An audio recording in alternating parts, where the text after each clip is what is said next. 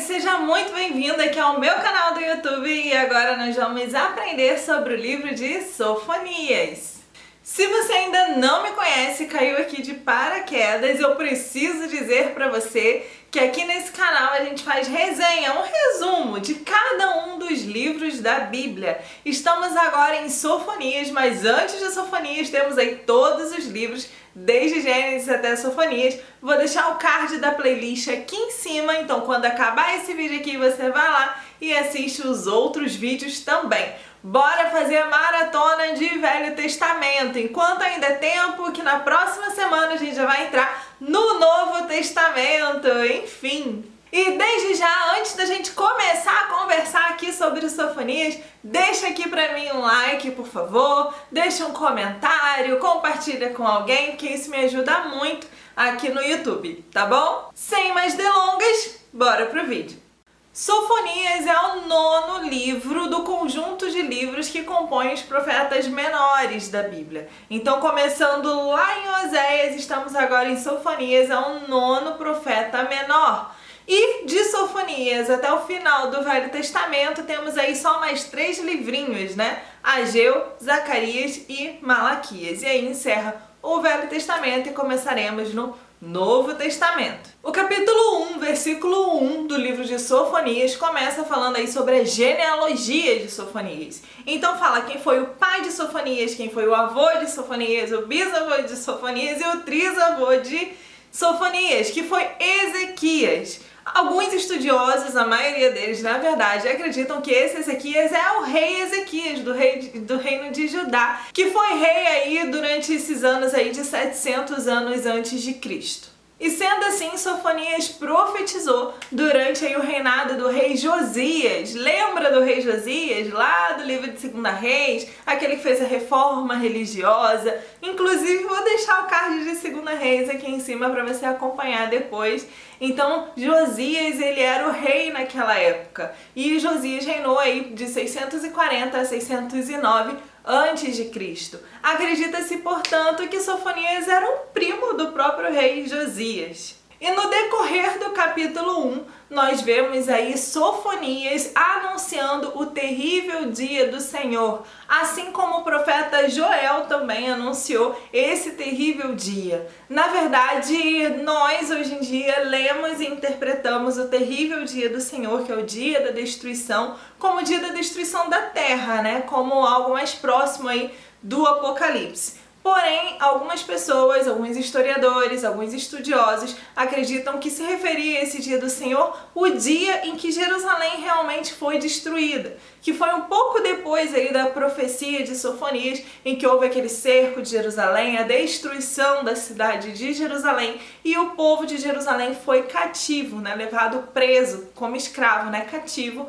para a Babilônia. O capítulo 2 inicia falando também do terrível dia da destruição de Deus contra o povo, inclusive o povo de Judá. Então é feito ali um convite ao arrependimento.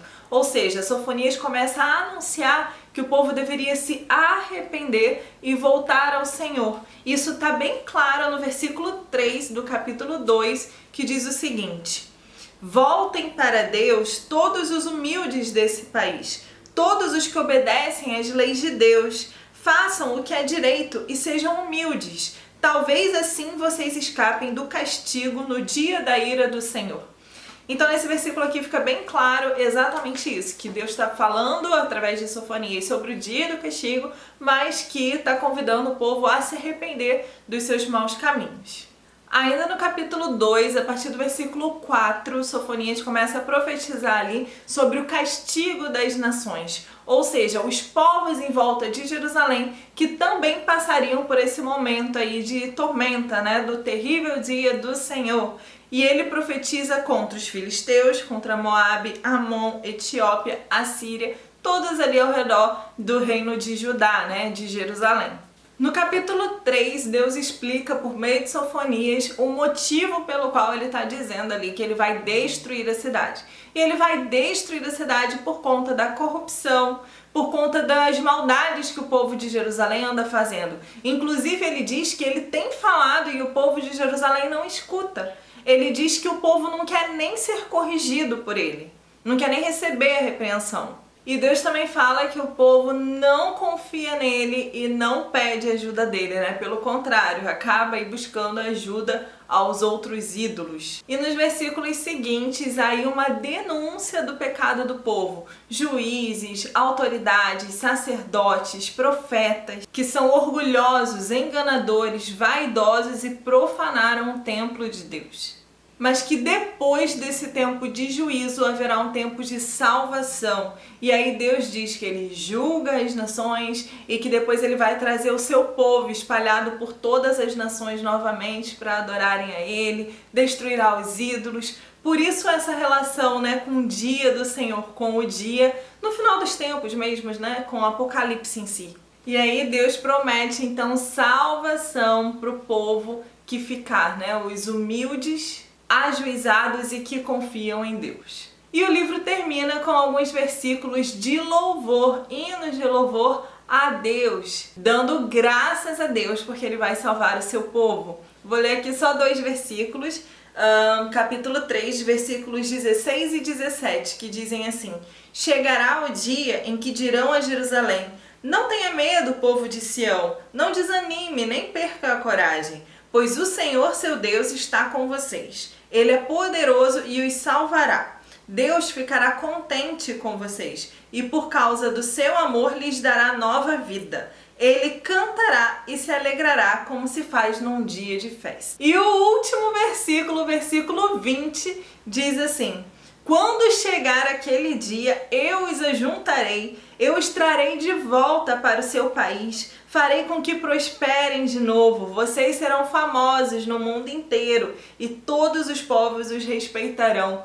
Eu, o Senhor, falei. Inclusive, existem alguns estudiosos que fazem essa analogia, né? Que diz que o dia que o Senhor trará o povo dele de volta das nações para o seu próprio país, né? Vai restaurar a honra de Israel, de Jerusalém, né? Inclusive, alguns estudiosos falam que esse texto aqui, essa profecia, se cumpre lá na criação, né, do Estado de Israel, do país Israel, que teve aquela reunião na ONU em 1948, depois foi reforçada na Guerra dos 6 Dias, 1967.